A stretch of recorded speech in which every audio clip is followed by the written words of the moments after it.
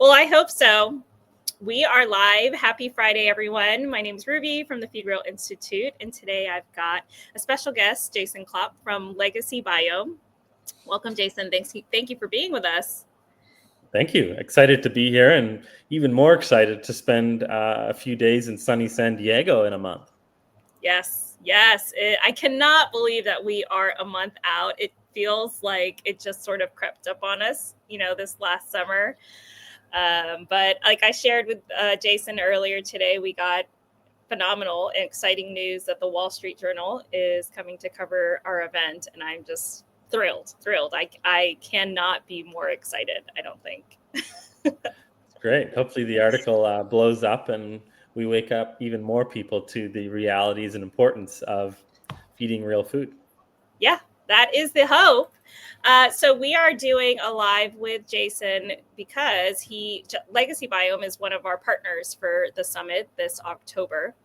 And we like to bring on company owners, founders, or even spokespeople that can talk confidently about their brand. And Legacy Biome is one that we have been following for quite some time, especially since gut microbiome, behavior, brain linking, all of that is now becoming more and more popular and mainstream when people are like, even for themselves, and I'm sure we'll touch on this soon, when your tummy doesn't feel good, your body, your brain, your mood, all of that is connected. And now we're starting to see the science behind that and how the same thing happens with our dogs.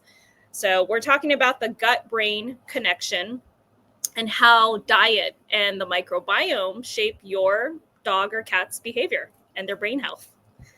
Yes, it's as relevant a topic if there ever was one.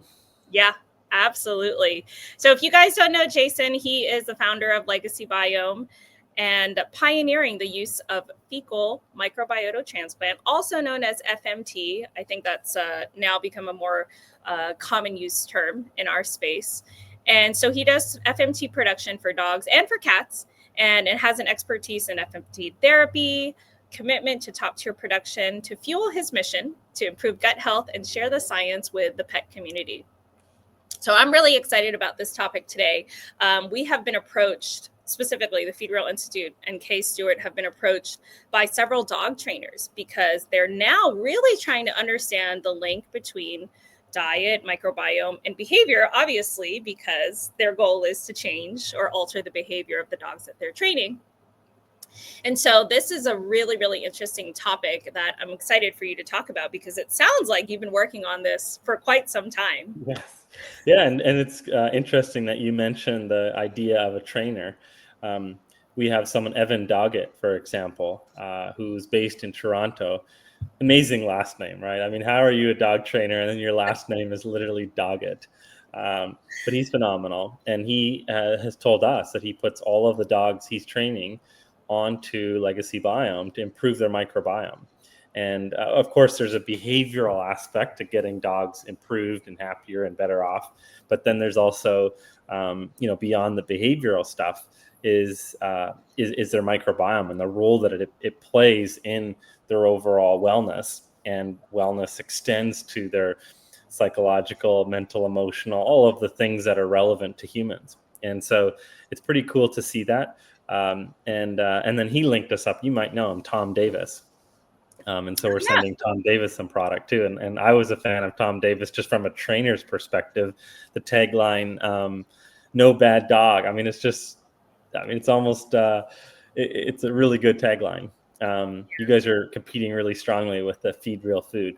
Very explicit in what you guys are doing. But yeah, I think there's more of a movement or an appreciation that the gut and the microbiome and what's happening there is having a real impact on the brain health. And as a result, some of the diseases as well as expressions of symptoms like anxiety or even hyperactivity, aggression, those types of things can definitely play a role. And as you pointed out, when we're not feeling well or our digestive system is off, we feel that mentally, that could look like, again, fatigue or brain fog, anxiety, depression, reactivity, all sorts of things. Sure, sure.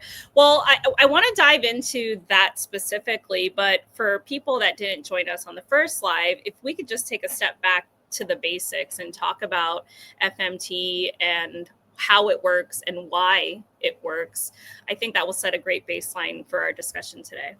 Agreed. So the whole concept of FMT is what it sounds like, fecal microbiota transplant. But when we say transplant, it's not a surgery. There's no complicated process. Actually, last time when we spoke, and I'm glad I remembered it, you were like, you got to bring some capsules. What does this look like? So I think this is as good a time as ever. So this is just a bottle of capsules. And, it's obviously not perfect to show this on a video, but it just looks like this. It's double encapsulated. The outer capsule is enteric coated, and so it's a capsule within a capsule, and it's meant then to not open up in the acidic digestive system, the stomach, but make it over into the small and then large bowel. And so it looks like a probiotic. There's no odor. There's no taste for the dog. Of course, if you were to open everything up, there's the potential that they might taste something. But that's the transplant word. People sometimes think of like a liver transplant or a lung transplant, and they're thinking there's like a surgery aspect to this, but that's really not the case at all. And so the premise then is that we have a dog who's presumably sick, right, or unwell or having some behavioral issue, and we give them the microbiome from a very healthy screen donor who isn't having any digestive symptoms or any of these neurologic, brain, mental, emotional type symptoms that we might expect in a dog who's interested in and or receiving the therapy. So the microbiome just plays such a foundational role in overall health and well-being. It's really the foundation that everything else is built off of. And I'm sure we'll get into this more, but the microbiome exists and is fed by the food that we're consuming. So we see this a lot where pet parents are converting their dog. They learn about, hey, feed real exists. What's this whole raw food? What's this whole, giving this diet that's not just kibble? What's that all about? Mm-hmm. But if they've been on a kibble diet for a very long time and now they're going to transition to a raw or some version of raw diet, and they're going to get more diversity in things, they're potentially missing microbes because they've just been maybe generationally, for the last 10, 15, 20, however many years, right? Mother to daughter and so forth, have been fed this diet that's very restrictive. I mean, if you look at most of these products, they're not only restrictive in what's in them, but the quality of the stuff in them is really poor. And so it's definitely going to have a negative impact on the microbiome. And so what some of these pet parents are doing is they're giving this FMT, these capsules, to help rebuild the microbiome in tandem with an expanded and raw and overall better diet for their pet. So that's the general concept. I mean, we can get into the weeds on like the importance of the microbiome, what it does, how it works, the interaction between the gut and the brain more specifically, but that's a high level on what is FMT. Can you remind me what the extraction process is? I mean, fecal. So I'm envisioning a healthy dog's poop. And so what is that process from that step to getting into the capsule? Sure. Yeah. And I know we did discuss it last time too, just a little bit more about the donors and donor screening. So for those who want to get more of that, watch our previous episode. I don't know if there's a way to have your team just link it here in the comments or notes section, however you guys, produce these and put it out. But yeah, literally we're collecting the stool from this healthy donor dog that's very extensively screened, and in as timely manner as possible, we're taking that stool sample and it's going into the lab where we're removing a lot of what would be considered waste products, the fiber and other things in the stool. That's, overall like has some benefit, of course, benefit for the dog and the microbiome. But from the context of the pet we're trying to treat and help, the fiber doesn't do much good, right? I mean, you're better just giving your dog fiber from plant or vegetable sources, etc., versus getting it in a capsule. And so that's what's happening is like we're extracting the microbes from this healthy donor stool, and we're concentrating them down to a point, and then we dry them through freeze drying, and then it gets turned into a powder and put into a capsule. So that's the high level approach, is basically concentrating the microbes from the stool into a dried powder product that's then put into a capsule. Makes sense. Makes a lot of sense. I'm glad that you mentioned early on that it's double encapsulated. So it's not meant to break down in the Right. stomach, but rather later on in the digestive tract, the small and large intestines. Why is that? Yeah, the stomach acid is very caustic and it kills. That's the whole point of it, really, is of course to help break down protein, which is a very important part for dogs and cats, especially if they're on a high animal protein diet. Um, but another feature of it is actually to help kill off bacteria that would have come in through the food source or whatever they may be licking or eating in a given day. And so that's really the point of it. And so if we're putting these microbes in the digestive tract and it's not in a double encapsulated wall, it would kill off some of the microbes that we're trying to get further into the digestive tract. So that's really the idea, is like we're keeping them from breaking down too early and being exposed to the stomach acid. Yeah, yeah. And I think you mentioned on our last live, sometimes you might see the return or positive effects of this transplant within days, hours, or sometimes it takes a couple of weeks. I want to dive in, from that into how the microbiome affects mood and behavior. Can you sort of share, like, I don't know, maybe a case study or somewhere how we might recognize that effect? Yeah, yeah. I mean, so there's a few ways of breaking this down, and we'll sort of talk a little bit about the high level of the science. But what happens when you have a dog that doesn't have a lot of diversity and is eating, poor quality food or given medications, flea, tick, other things that are damaging to the gut, you start to get a reduction in the diversity, which means you don't have a lot of different microbes and a lot of them. So the diversity is going down. And when Mm-hmm. that's happening, you're getting an increase in fungus. And so that's where pet parents see that all the time, potentially in the ears or in their between their toes. They're scratching a lot, they're losing their hair, stuff like that. So fungus is a very common result and a symptom of a diversity issue. So that's one. The other thing is when you have low diversity, you start to see more inflammation because the microbiome, the microbes themselves, produce, as they're breaking down fibers, they produce what's called short chain fatty acids. And a lot of people are familiar with like butyrate as an example. Mm-hmm. The butyrate then feeds the cells that line the digestive tract. So it's like the fuel source to allow these cells that line the digestive tract. And there's not many cells. It's a pretty thin barrier.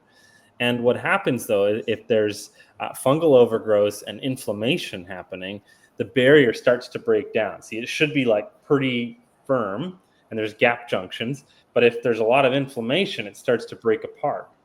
And what happens then is you have food proteins and other things that leak through the digestive lining, called leaky gut is what a lot of people refer to this as. And then the immune system creates a reaction to those proteins because they think it's a bad bacteria and they Mm-hmm. should react to it. And that's, this is going on a bit of a tangent. That's one way in which food allergies are created. But these inflammatory compounds will also go to the brain. And so the lining of the gut barrier has similar properties to the blood brain barrier. And so the blood brain barrier is what's protecting the brain from the rest of the body, so not everything just can go to the brain and have an effect. But if you start to see a breakdown of the gut barrier, you'll also see a breakdown of the blood brain barrier. And so now you're getting these inflammatory compounds that are getting to the brain and creating havoc. And so that's one way in which you'll see this gut-brain connection. The other thing is that these microbes and the digestive system in whole play a very important role in the production of a lot of metabolites that have an effect on overall brain health. Serotonin is a really good example. I don't know the exact percentage in dogs, but in humans, for example, about 95 or 90% of serotonin, which is known as like the happiness neurotransmitter, are actually produced in the gut through the use of the microbes there. And so there's a very small percentage, 5-10% that's produced in the brain, which is hardly anything in comparison. And so it's no shock then if you have real poor microbiome diversity and you have a lot of inflammation, it'll start to have an inflammatory effect on the brain. And that's what, humans, we might call it like a brain fog or just feeling tired, or you just Mm. can't recall things, you're feeling more on edge, you're feeling irritable, and at its more extremes, anxious, depressed. So that's really what's happening here is in part we're not directly treating the brain through doing a microbiome transplant, but we're turning back the clock on all of those steps that I talked about, right? So we put in the right microbes, it creates diversity. That diversity produces short chain fatty acids that have an anti-inflammatory effect. Now the gut lining can start to come together and heal. Now that that's healing, the immune system can start to calm down because they're like, wait a minute, there's not all these invaders. We can chill out now. And so all the autoimmune and all of those things is also all linked to this inflammatory response of an imbalanced immune system. So now these gut lining come together, inflammation comes down, brain inflammation comes down, blood-brain barrier starts to improve and be more healthy. And as all of that's happening, more of these neurotransmitters are produced, and the pet's overall healthier and happier. So that's a little bit of how to see this. And, hearing from pet parents and some veterinarians that we work with, including Dr. Margot Roman. I mean, she's seen dogs as an example, and she loves sharing these stories, but where they were like depressed, they were really, really unhappy. They didn't want to go run out and play. They just, did their business, came running back inside, laid around a lot.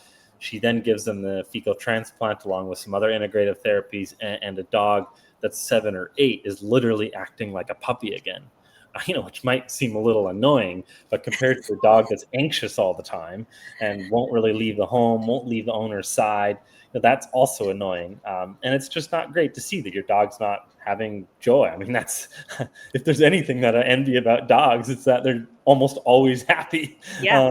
which is such a phenomenal thing. But yeah, and so that's just an example where this dog as well had microbiome issues.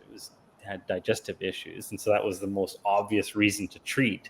But there's cases where dogs don't yet have an exacerbation or an expression of digestive symptoms, whether it's the fungus that we talked about or diarrhea or something else.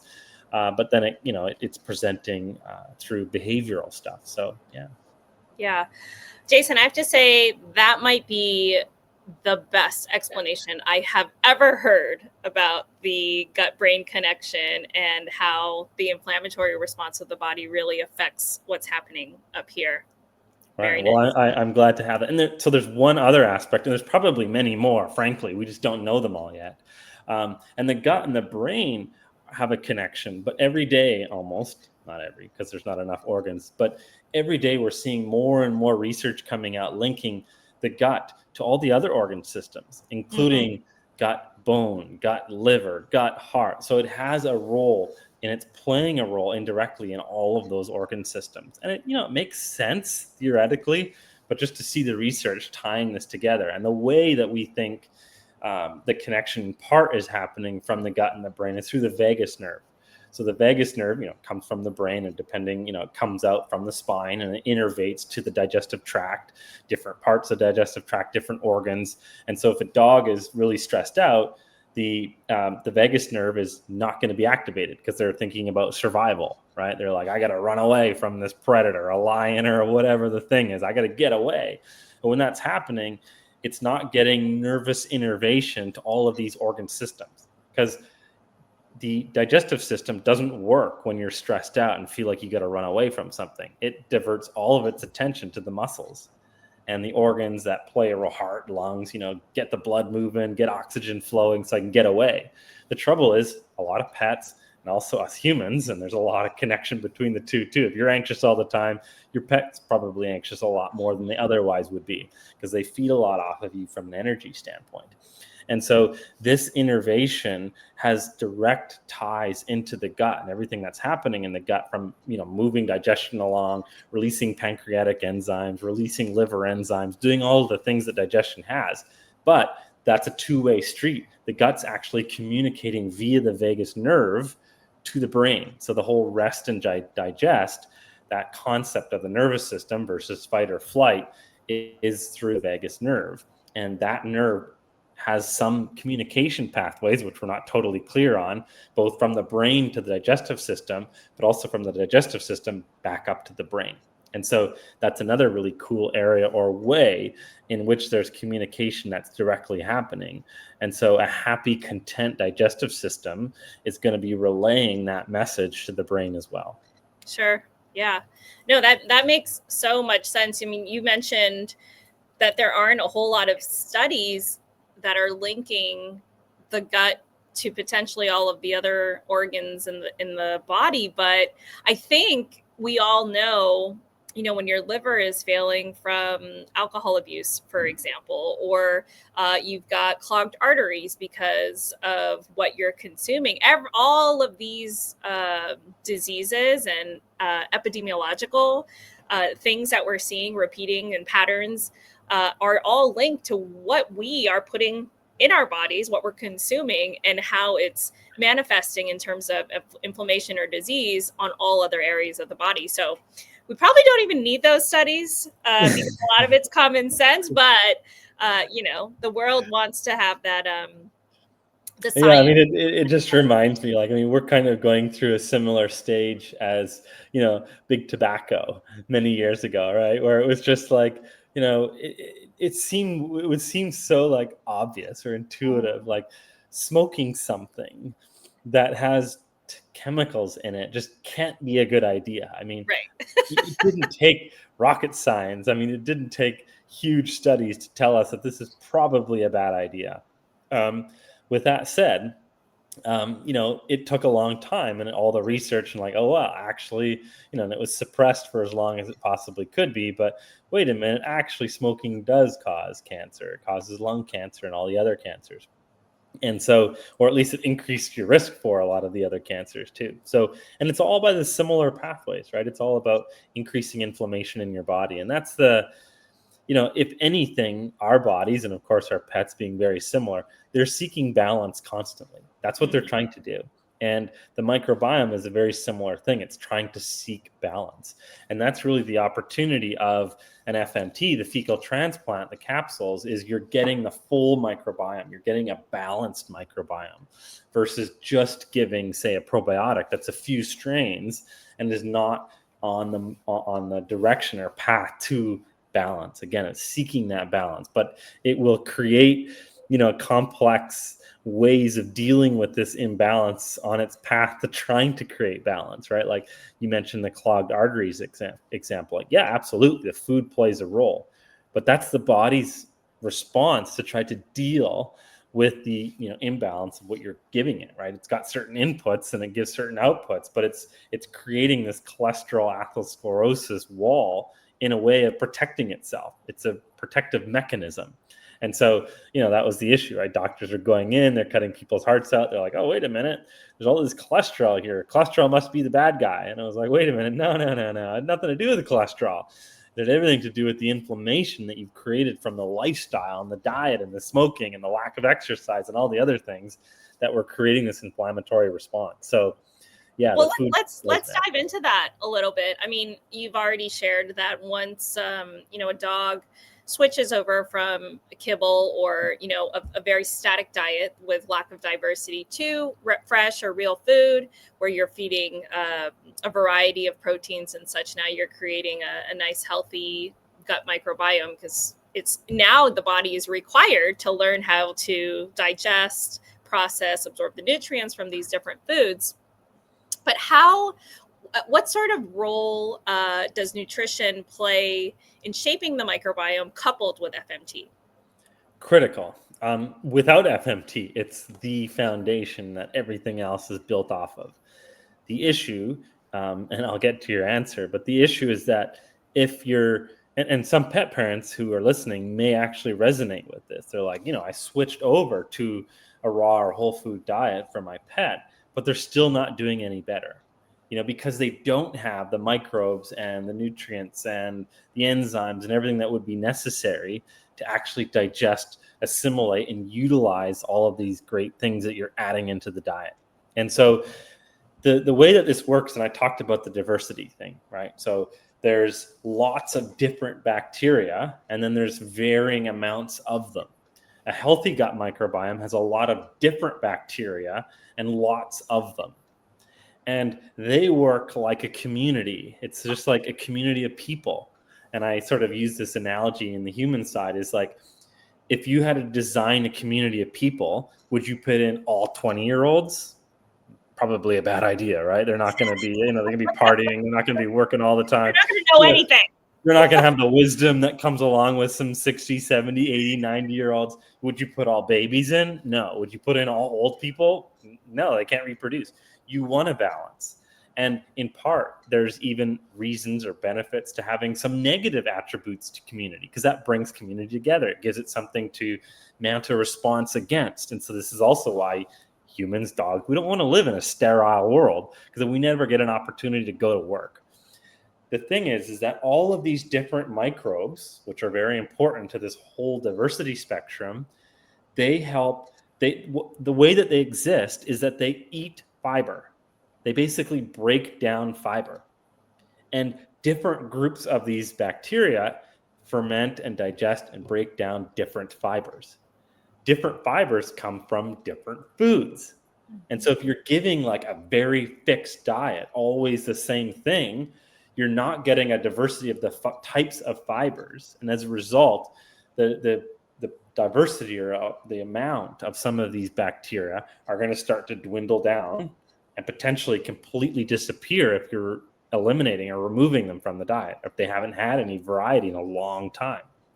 Jason, I have to interrupt you because all these questions came up, and I'm going to forget them if you keep going. Right. Pretty rambly today. It's great, though. I love hearing you talk, but I'm like, I need to get in there and ask these questions. Okay, so a lot of people switch from kibble to fresh food, and I would say from a nutritional perspective, there is actually substantially less types of fiber in a fresh food diet than what we find in most kibble. So is it ever the case that a fresh food diet isn't providing enough fibers for in the digestive process to create those microbes? This is a good question. I mean, this is why I do think even if you are switching to that path, you shouldn't just stick with like, 3 things, right? Like you're like, oh, I'm doing fresh, I'm doing raw now, and I'm just giving, chicken, beef, and, I don't know, goat or something, like Yeah. You should still make an effort to have more diversity. And I think there's an argument to incorporate some, whether it's tripe or it's some fruit and veg into the mix. It doesn't necessarily mean it's not all of that, but it's more of that than probably a lot of people are already currently doing. What about fur or feather? Yeah, I think that's great. Yeah. Whether they'll eat it or not. I mean, I was recently at a conference and we got some bunny ears. It sounds kind of tragic, honestly. But people eat bunnies, and so whatever. We got these bunny ears, and we have 2 cats, and I give them to the cats, and they play with them, but they're not eating them. Yeah. But we make their own food, and definitely fur gets in there, feathers get in there, stuff like that does get in there. But to the other point of the food, it's also a question of the quality of the fiber in that food, right? A lot of times it's filler stuff. It's like corn and other things like that are actually potentially more inflammatory than what you're getting in a whole foods diet as is. So yes, we could definitely advocate and get more diversity. Gussie's Gut, for example, has like a superfood. It's like a topper that you can put in. I love that product. It's got like 20 or something different things in it that I believe are partially fermented. I love that. I think that's awesome. And I'm sure there's other brands. If you know any, feel free to shut them out if they're partners or what have you. But yeah, so I think it does come down to quality in some respect as well. But with that said, try to add more variety if possible. Sure. Do you know if there's a difference between insoluble fiber in terms of better microbes that are produced? There is a difference as far as like what groups of bacteria they're fed, but get both, right? So it's really and sometimes people ask me that. They're like, well, if prebiotics are good, like should we just give a prebiotic like an FOS or a GOS or an inulin or one of these things? And that's fine, but it's almost it can become the similar issue to just giving probiotics, is because you're giving one type of a prebiotic fiber source, and so you're going to be feeding and growing and a subset, like a sliver of this total microbiome community. So ideally, you're giving fiber in more sources than just a prebiotic that has 1, 2, 3 types of prebiotics in it, and ideally it comes from food. So Sure. You brought up another great point, probiotics, prebiotics, that I want to dive into. But just as a side note, Connor Brady is one of our speakers at the summit this year. And the topic that he's talking about is plant fiber, because a lot of fresh food advocates include fruit or veg, like pumpkin or something like that, that are lower on the glycemic index, but still a great source of fiber to help with stool production and such. And his title talk is Plant Fiber, a Load of Hot Air. Essentially, to cover whether or not that's something that we should really be trying to include in our dog's diet from the fresh food perspective. But I think that's going to be a really interesting one, and perhaps will shape your answer to this question, should it be asked again. Yeah, I love Connor. He's a big advocate of ours over in the UK, and we actually sponsored him at another conference. If there's anything he's good at, it's coming up with these taglines that make a lot of people sit down in their seat and say, "What the heck is this guy going to talk about?" He had a famous line at that conference, and he said, "Eat shit and live," and that got pretty popular. But yeah, I think it's all about proportions, right? And that's why some people are a fan of, already doing some of that fermentation before it even gets to the gut. That would mimic, right? Like if a dog, in its wild form, or a cat in its more wild form, which I think cats can be wilder than most dogs could ever be. They're more domesticated. Like we have an outdoor cat, for example, and it'll leave for 2 weeks and it'll come back a little thinner, but overall it's still just doing fine. So they'll be eating, the full content of a mouse, for example, which would include what's in its digestive system, which would include plants and seeds and other things. And so, so that would have already begun the fermentation process, is what I'm trying to say. And so that's where some people lean more towards doing some of the fermentation and breakdown before it ever gets to the dog's digestive tract and has to do that there. So instead of feeding like broccoli, for example, having something that's already partly broken down through the process of fermentation. So that could be the advantage there. But I'm curious, and I'll be hearing that title. I'll be sitting down listening to Dr. Connor when he talks about that. Yeah, I'm looking forward to that one. Okay, we'll get back to pre and probiotics, but jumping into the comments here. Wow, I've just been ignoring these. Sorry, guys. I'm totally into this conversation with Jason. Oh my, there's a lot of them here. Way to go. Dee Mankowski joining in from Paw Formative Healthy Paws. She says, I absolutely love seeing the transformation of rescue pups when I change to fresh food. And we also have Courtney Lynn, who I think there's a question here. I'm going to pull it up, hopefully. Hi, Jason and Ruby. Dog finished a course of antibiotics about 2 months ago, and I have been in full gut repair mode. Oh, I didn't even think about the antibiotics. I'm going to take a note so I can get back to that. Do either of you have a recommendation on a company or diagnostic test to test the adequacy of my dog's microbiota? Great question. Yeah, you want me to answer? Yeah. Okay. There's two options for you, Courtney. One is your dog's been on an antibiotic. We know that they damage the gut microbiome. Save the $100, $200, $300 and focus either on real food, or potentially do an FMT. Get a bottle of capsules and just go straight to treatment. That's one option for you, because we know that the antibiotics would have had a detrimental effect. I don't know the whole history before this, but potentially likely this is not the first course. And if your dog is expressing any symptoms, you'd be better off just treating them, because the downside is there really isn't one of just doing FMT. But one of our partners is VDI, and they do have a microbiome test. And so that's one that I do like.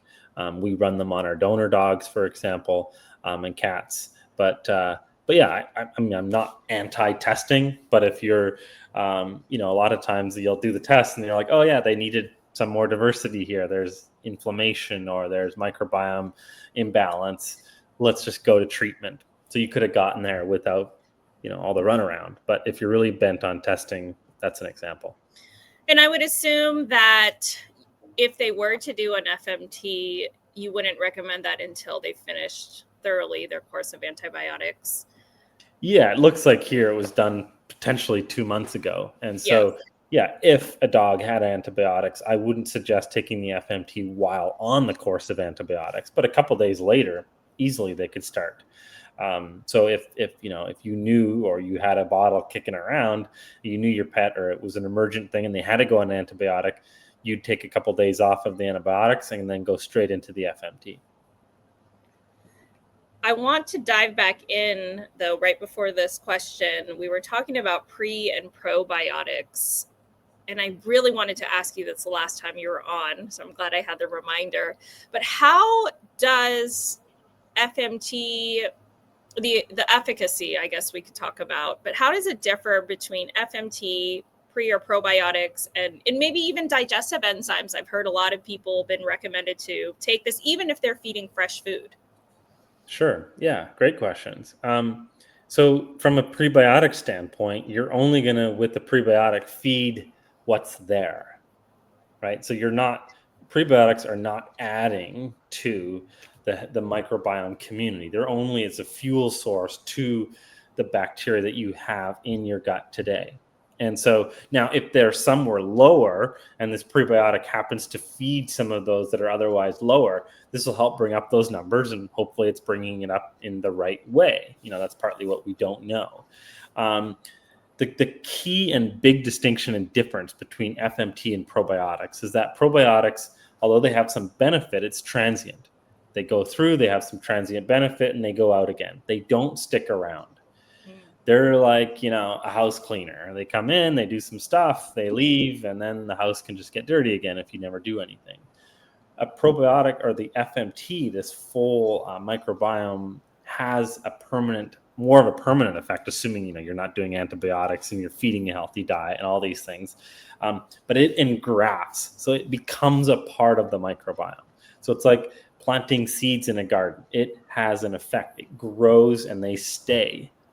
Whereas a probiotic doesn't grow, doesn't stay. So if you did, like Courtney was asking about, a microbiome panel, and you noticed that there were strains that were totally gone, let's just say it was lactobacillus, and then you gave your dog or cat lots of lactobacillus, they're not going to, if you wait a while after testing, there's not going to be any more than previously, unless something happened and they were doing a different diet, then they had some diversity that slowly increased. Like, there's all these exceptions, but generally speaking, the key distinction is that there's a difference where it doesn't engraft. The other part of this is that the microbiome is sure, it's bacteria, but there's way more to it.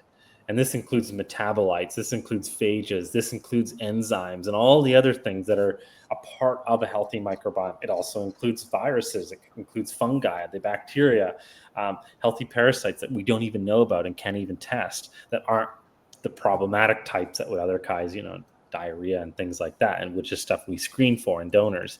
But so you're getting this full thing. And the example of that would be like going over to the Amazon rainforest and taking out a couple different trees and then planting them somewhere and being like, I'm going to have the Amazon rainforest now. And it's like, no, you're not actually. You just have 3 trees that were in the Amazon rainforest, but you're not duplicating what is the Amazon rainforest. Whereas FMT is taking the whole thing, the trees, which might otherwise be considered like the bacteria, but also the soil and all of the microbes and everything that works together, this environment. So we're taking this full environment and we're putting it into your pet, and we're, it's not all going to be exactly like the donor's microbiome, but it's going to have this effect where it'll start to change and create its own version of that microbiome, depending on what you're feeding your pet and everything else. So that's the key distinction. When it comes to the other things like digestive enzymes and all, I mean, that's fine. I think it depends as well. Like, if a dog hasn't been eating raw protein and they're struggling to eat it, or it's coming out undigested, things like that, the body, again, it seeks balance. It doesn't want to work harder than it has to. And so if you haven't eaten real protein sources like raw protein in some time, it may just not have a lot of those digestive enzymes. or if they're getting older, naturally that declines with age. And so there's, reasons you could do it, but in a balanced, healthy state, it shouldn't have to be done. And again, the microbiome does play a key role in working together with these other organs, like the liver, like the pancreas, to help release these enzymes. And so, as a short stopgap solution, fine. If a dog's getting older, fine. I don't think you're doing any harm at all. But generally, my perspective is you should be able to get most of it through a healthy diet. I think that makes a lot of sense, how you say FMT engrafts into our dog's system. Might we see positive effects after just one dosage, the one capsule? Possibly, yeah. I mean, the general rule of thumb is like the more severe it is, the more obvious the improvements are going to be, right? So if you're just doing this because you want to be proactive for your dog, you may not notice much, um, especially considering they can't talk to you. Whereas a human, for example, they might be able to say, "Oh yeah, I feel like mentally, I feel clear, I feel sharper, I have more energy, my mood is better, my bowels seem to be more formed and consistent." Those types of things. Um, Sure. but typically, it's you're I was at the HVMA conference, and someone came up to my booth, and they had a tiny little Chihuahua. 2 pounds or something. It's like a butterfly. It's unreal, really. It just scares me. I mean, it's like you can like put it in a padded purse. They're so small. Um, but in any event, her dog had these horrible digestive symptoms, and she could only give it 3 pills before it like got wise to the fact she was giving it capsules, and she couldn't give it anymore. But with only 3 pills, the dog was totally different. The microbiome was totally different. It was way better. And it had been months since she had done this. And so she still got the pills kicking around. And I'm like, well, worst case, you could open it up. It's not ideal, but so. Yeah. Well, and so how do you suggest pet owners to administer the capsules? Well, we're coming out with a butterfly version, which is for tiny dogs. So it's going to be even smaller capsules. And I joke butterfly because I just compare, like, a dog that's 2 pounds is literally almost the weight of a butterfly. uh, but I think they're adorable, by the way. I think they're very cute. But they just scare me because I would feel like, and I was asking her these questions. I'm like, do they sleep in the bed with you? And she's like, yeah. And I'm like, are you not worried about like rolling onto one of them sometime? I mean, I guess they're pretty agile and they get around. But I've just never owned a dog that tiny, which is why it's so Sure. flabbergasting to me. But I've slept with my newborn in my bed, and most people would, find that to be freaky. Yeah. So here we are. But yeah, so we're coming out with a smaller capsule. That's one. The other thing is, most people can put it into a treat, something they know their dog really loves, and that's a great way to do it. Other people will, sort of like butter it up so it gets a little more, lubricated, and kind of just pop it into the back of their mouth, like open their mouth a little bit, just pop it in, and it'll just make its way back and they'll swallow it. That's another way to be sure that it gets in. When I've tested it on my dogs, they just like their food. And so I just literally just Mix it in there. poke it into some like their raw food and just gulp it up. So Yeah. it depends on the dog. I think the smaller they are, the harder it might be. But broadly speaking, mix it with a treat. And if that Yeah. doesn't work, sort of escalate from there. Chicken hearts are one of my favorite things, as like a pill pocket to Yeah. hide That's it in good. there. Dee Perfect asked, size. I know, and even for the smaller dogs, I think that the smaller version would work well in that as well. So after an FMT treatment, is there a maintenance to it other than fresh food? Yeah, great question. So the fresh food part, as we've discussed, is like a critical part to ongoing support of a healthy microbiome. So that's just going to be a key whether you do FMT or don't do FMT, and is even more important or during and after you've done the FMT. Um, in theory, if you do an FMT and otherwise the dog's eating well and is active and well adjusted, and you're not doing antibiotics and you're not doing the flea and tick and you're not doing all the stuff that we know is really bad for the microbiome, you shouldn't need to continually be giving FMT. However, as we age and as our pets age, the microbiome does decline. And so I think there's the potential that you could, on occasion, and that might be different depending on how you're living and what your dog's eating and their age and overall health and everything. But you may, on every 6 months or every year, maybe you'll do a course. You'll do like 30 caps. You'll do a 1 month course. Just to kind of boost their gut microbiome. We have some dogs, for example, that have like really bad IBD. They have to be on a very precision diet that doesn't have a lot of diversity and it's just managing them. And they're older and other things, and they'll always be on it because this is the only thing that works. Like the drugs, all that just doesn't work. And so this is a situation where they're older, they're fragile. The owner's like, hey, this is a whole lot cheaper than everything else, and the dog's happier and better off. So we're just going to keep going on this. And it doesn't mean necessarily going every day. So there's a whole variety of things, but the average healthy dog, it shouldn't be something that they need to be on all the time. It's more of an occasional and potentially a booster every once in a while, or if they had to go on an antibiotic for some procedure, or they ate a whole bunch of bad stuff and you don't know what's all going on there, and they're having some GI symptoms, maybe throw some FMT in. But broadly speaking, it should stick around. Yeah.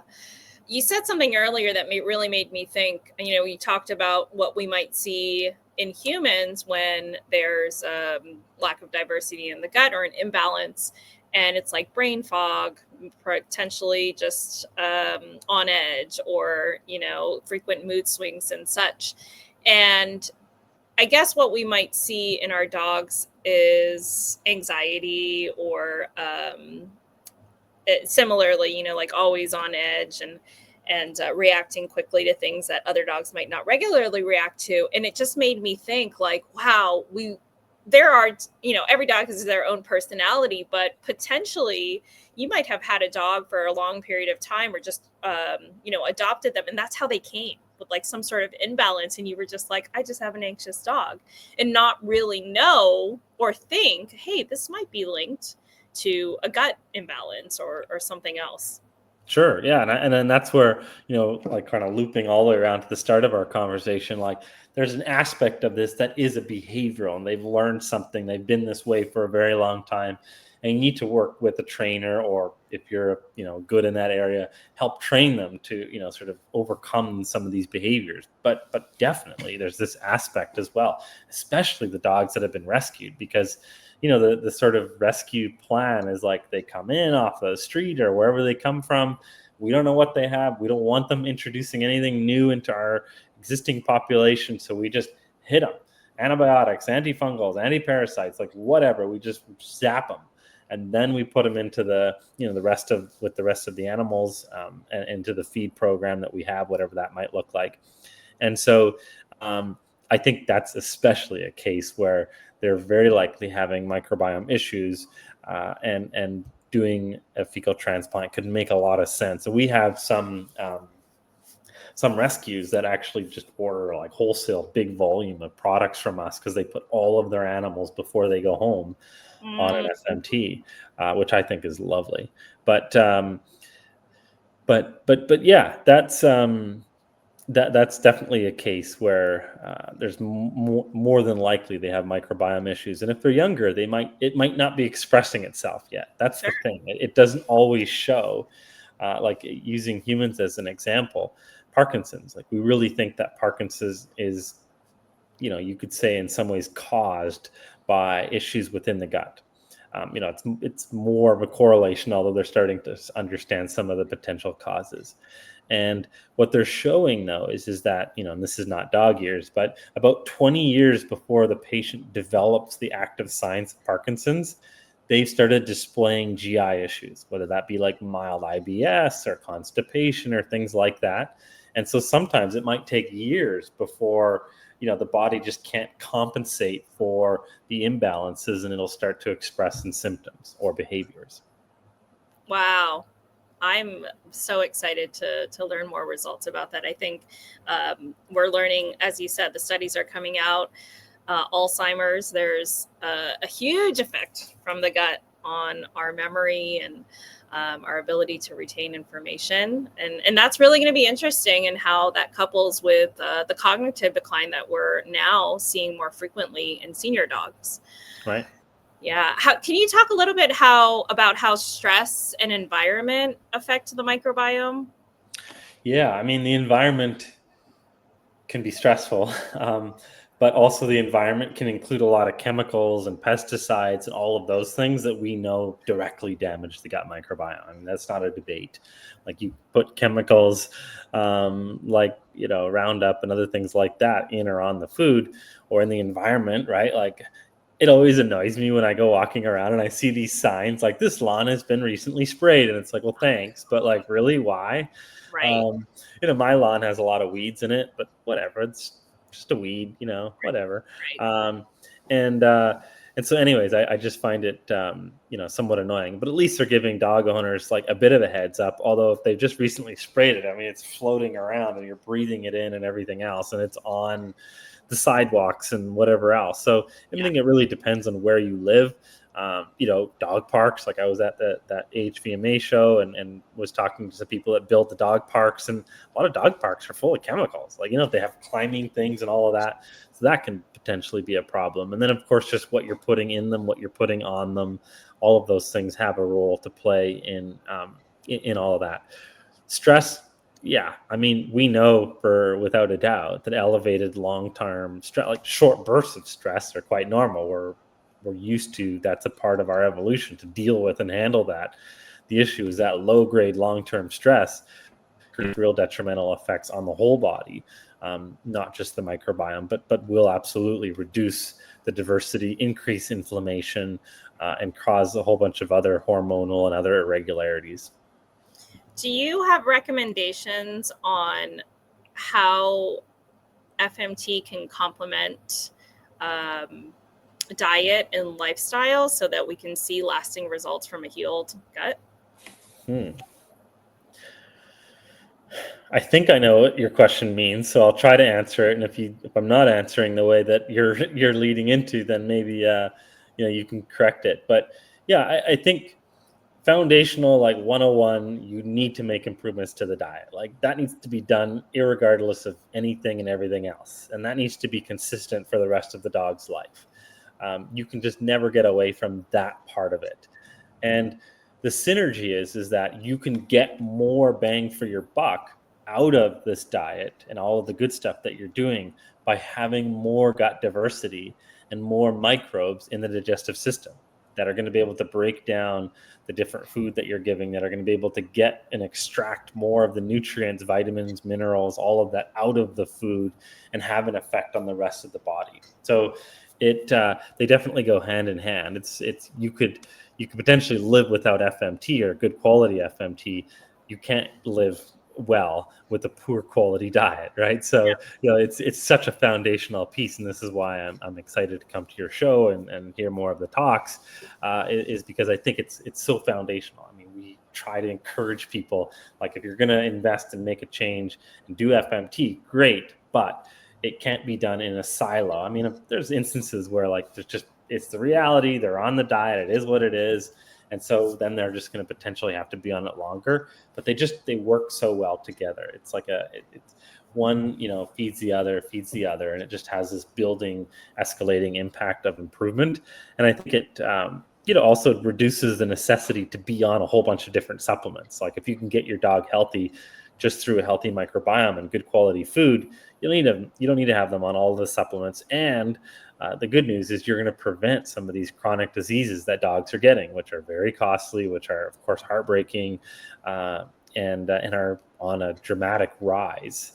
The amount of chronic diseases dogs and of course us humans are getting, and in large part due to our food and environment. Yeah, that was the answer I was looking for. All right. Well, we just have a few more minutes left. For those of you that have been tuned in, please drop any last questions for Jason in the comments. You can catch this replay on Facebook and on YouTube. as well. And you can also catch Jason at our summit this October 11th and 12th in San Diego. Our VIP tickets are sold out. We do have a few general admission tickets left. So if you haven't purchased your ticket yet, make sure you get on it because they are going to be gone soon. We have sold out every year since we start. Wow. And I always like around this time, we just have a few tickets left. And I'm always like, oh, we're not going to sell them. But then we do. And right. I worry for no well, reason. If there's anybody here who's listening and hasn't been to San Diego, anytime I meet a San Diegan, I'm always like, I don't know if you know this, but I've been all over the world, and there is no microclimate better than San Diego. I mean, it's perfect year round. Like every single day the sun comes up, you get some blue skies. There might be some rain, but it doesn't last very long. And then, of course, it's got amazing beaches. I love Mexican food. There's lots of good Mexican food, and it's such a phenomenal city. And I just looking at who's coming to the event, I think the content and quality of exhibitors and such is just 10 out of 10. So I'm excited. Yeah, it's going to be a good one. My last question for you, we covered a lot of things on today's talk, but the most important thing was the gut-brain connection and how any sort of imbalance or inflammation in the gut can potentially lead to mood and behavior things that we're seeing in our cats and our dogs. But are there specific signs that a pet parent might notice that suggest that their gut health is impacting their mood or reactivity, perhaps?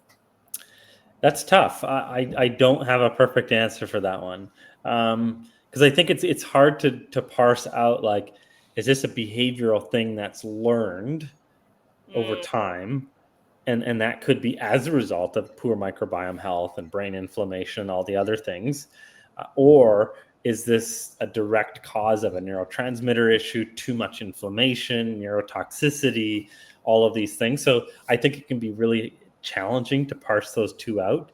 But if you are observing these things, again, there's really no harm or downside into trying FMT, seeing how it goes, and what improves. And if some of this comes down, this will also make the training easier. The feedback that I hear from trainers is like, once a lot of this inflammation stuff is dealt with and down, we are able to train them much faster and more effectively.